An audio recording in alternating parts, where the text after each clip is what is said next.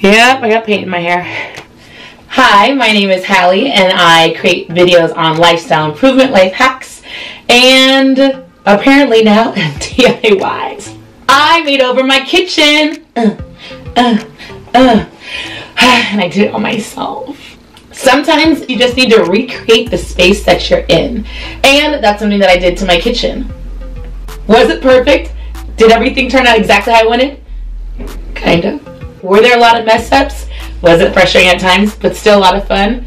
Yes. So as you know, I'm into minimalism, being very minimalistic and so forth. So that's why I live in a studio apartment. I love smaller spaces so you have less things. And in my studio, it was very kind of just plain. It didn't really fit my personality. I'm not a very plain person. So now I feel like my space in my kitchen, especially where I am all the time eating, fits my personality a lot more. I just did a couple DIYs that helped make my space a lot more fun to be in. So I'm going to share that with you. And they're all rental friendly. Well, kind of except for one, but I'll tell you that in a second. This is my kitchen. Bar little countertop right here. Just regular cabinets. Pretty decent size amount of cabinet space for one person. And refrigerator. It needs new life. This doesn't represent me in any way, shape, or form. It's so boring, so blah.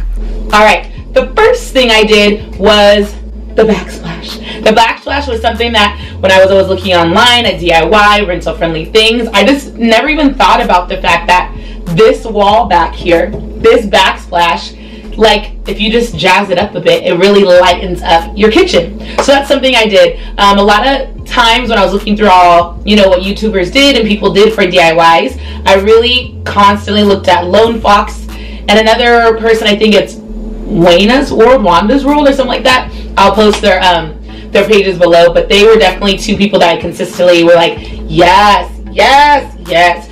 All right, let's get this party started. Backsplash is going first. So with the backsplash, it's something that I got from Home Depot online. I will always try to post all the links below from everything I got. If I miss anything, just let me know in the comments. I think I got about 3 cases. No matter what, it equaled a total of $65. So they're just like these little sheets, and they just go on like a puzzle. And yeah, you can kind of start in the middle. I started kind of like at one point, and then I kind of just worked my way to the left and then to the right. And I saved the last pieces for the parts that you can't really tell. So a little bit underneath the oven, a little bit behind the fridge. I always just feel like it's a waste of time to do the whole back of your fridge when ain't nobody looking there. So I did just a little bit of the top, a little bit of the side. It's only about 1 inch in, and that's all you need. So I think that took me about maybe 3 hours, because that all encompasses measuring, figuring out a game plan, putting it on, peeling it off. I think the most frustrating parts were like the little itty bitty little pieces of cutting. But other than that, I think out of all this, the backsplash might have been the easiest thing.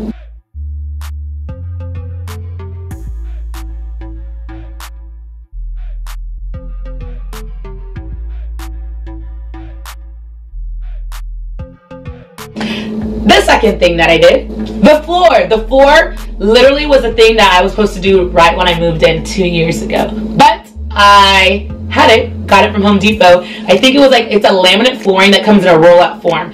So I also did the bathroom with squares. We'll get to that in another video. But for this one, I did a roll-out. It literally rolls out like a carpet. And I thought it was going to be really easy, but I literally had it rolled up in my studio for 2 years. And now the carpet's out, the roll-out's out. So it seems a lot easier than it is. You think you just roll it out, cut the corners, but you forget sometimes with like under the refrigerator, under the stove, the fact that my kitchen's not a complete rectangle, kind of goes at a diagonal, making sure with this you really can't cut too much. If you cut too much, it's just not a good look. It's like a little extra pieces on the side. So I definitely rather overcut than undercut. So something that I found myself doing is always cutting not that much and then cutting little by little to make it perfect. So what am I doing? The ruler, I'm taping it down so it doesn't move. In my living room is where I would lay it all out, measure it, and I'm not a big measuring person, but I realized I also don't know how to make a straight line. So I use a measuring tape to make straight lines and kind of guesstimate with measurements. So that took me another couple hours, I think. I think I started around 8 o'clock, maybe finished around 11 o'clock. I had some friends over, so If in the video there's a lot of stuff in the background, that's just my friend's things. Don't pay attention to that. So the flooring I love because the flooring was just old. I think the flooring I had in here was since the building was created in the 60s, and it was just no bueno. I didn't even like my feet touching the ground. I was like, that floor, even though I bleached it, even though I scrubbed it, it still wasn't what I needed. So now I love the floor. I touch the floor. I love the floor. It's great. And that's, I think, one of my favorite DIY changes.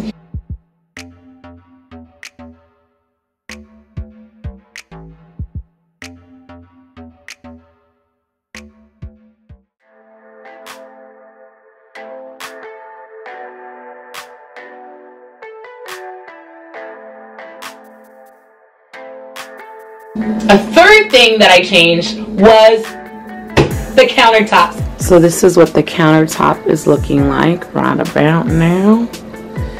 It's 2 in the morning.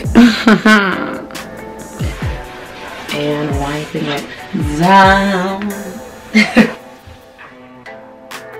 Contact papering. Let's do it. You will see marble countertop, but not every marble countertop you see is actually legit. Like mine, it's faux marble. It's literally contact paper that I got from online, link below. And I automatically thought, oh, I'm always gonna do a white gray. But I realized I wanted to incorporate like a little copper, a little color. So I kind of went for this like white, copper, brownish, gray type of feel. I figured, worst case scenario, if I didn't like it, I can get a new one. It literally is like a sticker, just like wallpaper. So I put it on and I loved it. I think the hardest part of this one was when you get to a straight edge, kind of like going under. So that was a little frustrating because I thought I did it. I was like, bam, bam, it's on. And then I remember laying down and hearing like peel, like I don't know how to make a peel sound, but it was literally coming unpeeled. So that was a process. But I eventually decided just to cut the edge perfectly so it doesn't wrap under, because it's kind of like little cork under there. So I fixed that. I tried my best to try not to use too many rolls, and I feel like the most frustrating parts were probably just around the kitchen, around the countertop, and so forth. It was my first time doing this. They weren't perfect. There are some places where you can see like, oh, I was just short this much. As long as at the end of the day when I look at it, it makes my heart smile and I like the way it looks. That's all I really care about. The good thing to know is it wasn't that much. I think I spent a total of 44 bucks. So if in a few months I'm like, you know what? I don't like this countertop. I can do better. I can do a better job. I want a different design. Literally it'll take 10 minutes to peel it off and then I can put something else back on. But for now, I'm okay with like the little imperfections that are like around the corner or on the edge. I'm okay with that. So that's all rental friendly. But then all of a sudden when I was going to sleep at 4 in the morning after doing the flooring and the counter, I just felt like I couldn't sleep because I was just staring at these yellow cabinets. This is white, this is not. They weren't really yellow, they're like what they call like egg white. It just wasn't nice. I was like, great backsplash, great flooring, everything was turning white and fresh, and then I just had these ugly cabinets. And I was like, I don't want to ask my rental people because I don't want them to say no. But it's white. You can't go wrong with white, right? So literally I was like, I'm having nightmares. I can't sleep. I'm thinking about my yellow cabinets. So that's why your girl has paint in her hair, because I decided to paint my cabinets white. Hopefully the rental manager isn't watching this. Hey, Stephanie. So I went to Home Depot, just got a can of paint. I think it cost about 35 bucks. And I just got one brush, a medium-sized one and a small one. And your girl just went to town. I was like, I'll do a very light, simple coat. But painting's a lot harder than you think. I was just going like this, and then it was dripping, and then I was like, am I doing a good job? I don't know. And then I realized after I did a bad job on the first cabinet, it's right over there, I started to get better. You literally have to do this whole wax on, wax off type of thing. So I started doing that. That paint started to look more even. And then once you start painting stuff white, you start realizing other things that aren't so white. So I started to paint the cabinet. Then I got some spray paint, painted the refrigerator. The fridge. My fridge is very disrespectful.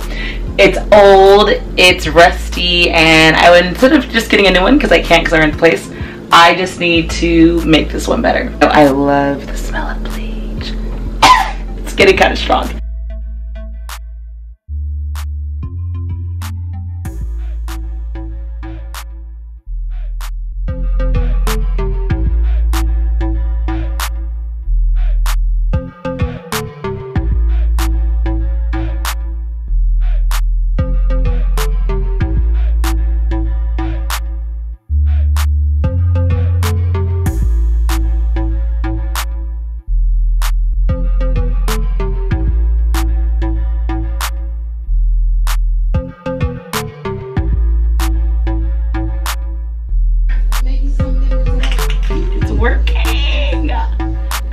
thought it wasn't gonna work.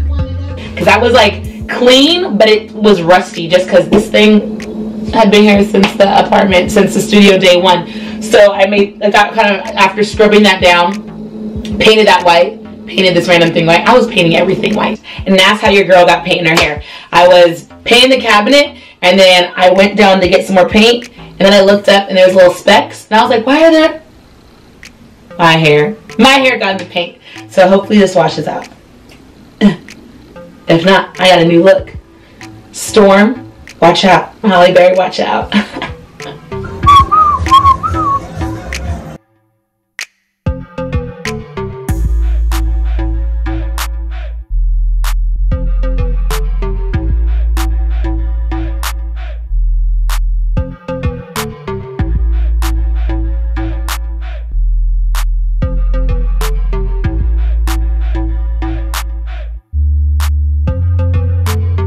Even the side of the counter, I was like, that's not bright and beautiful. I'm gonna paint that white. Literally everything that I could paint white, I started to paint white.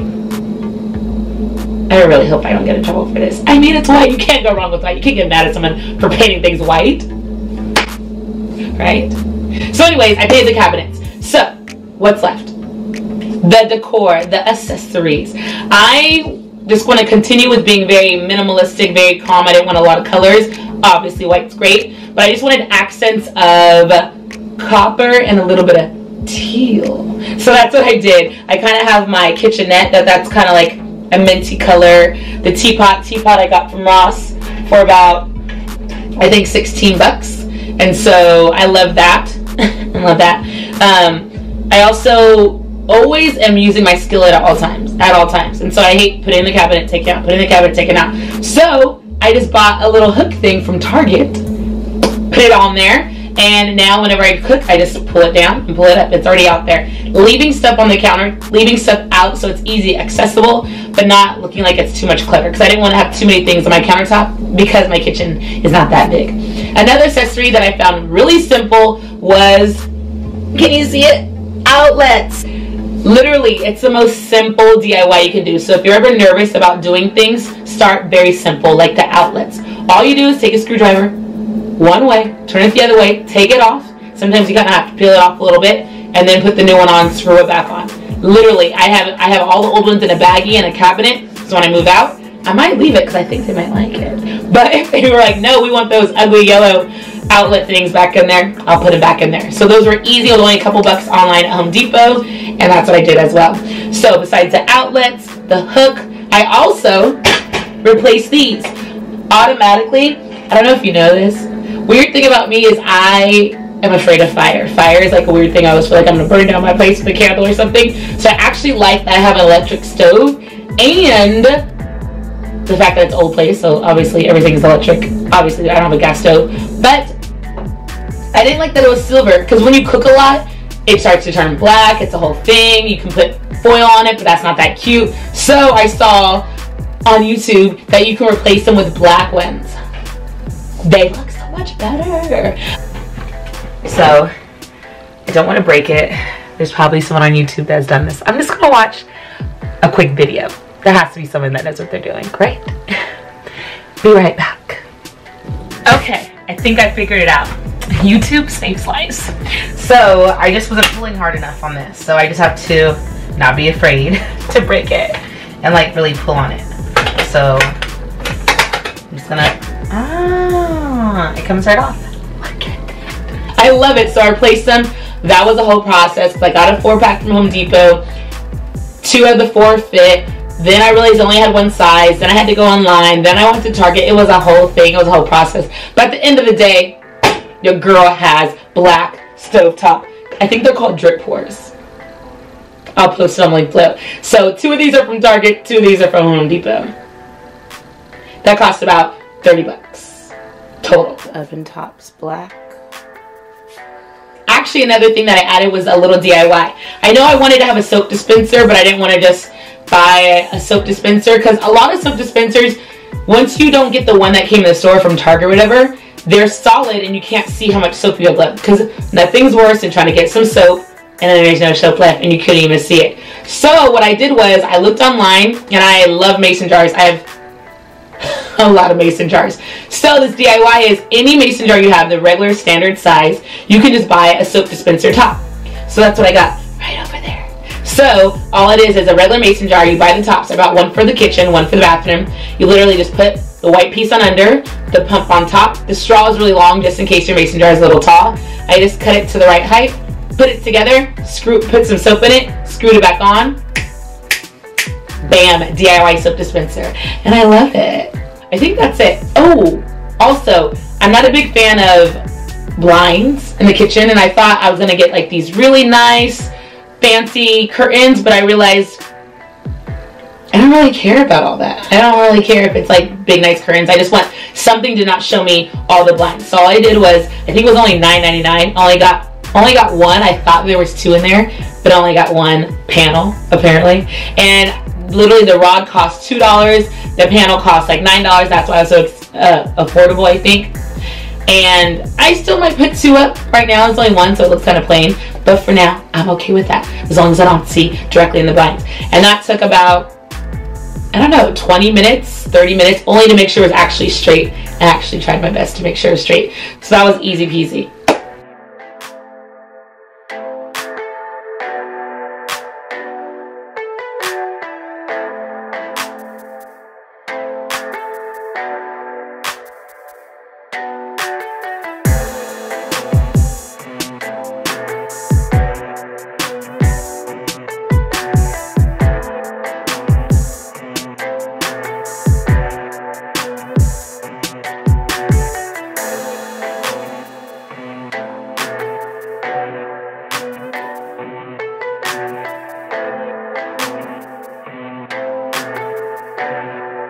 And for my dishes, I kind of put them on this side with the dish rack mat that only cost like $1 from IKEA, and the little rack that only cost, I think, like $6 from Target. But other than that, that is my kitchen makeover.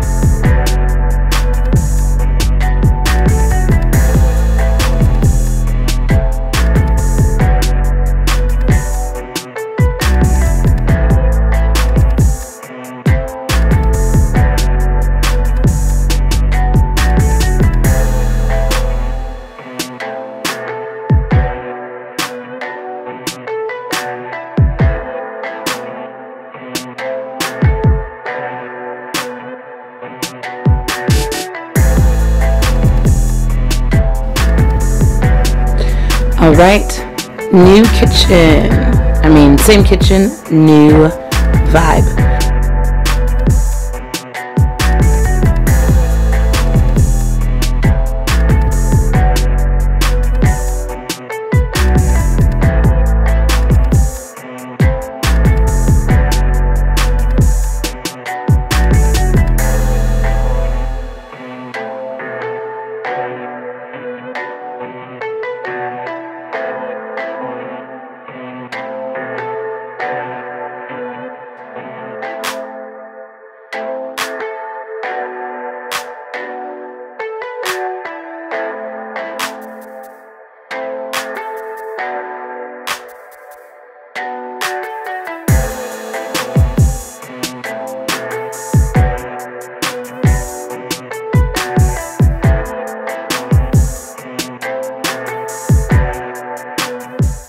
All the things that I bought, I will try my best to put links down below. If I forget a link, feel free just to comment like, hey, what about the link for this? And I'm like, oh, snap, it's not bad. And I'll put it down below.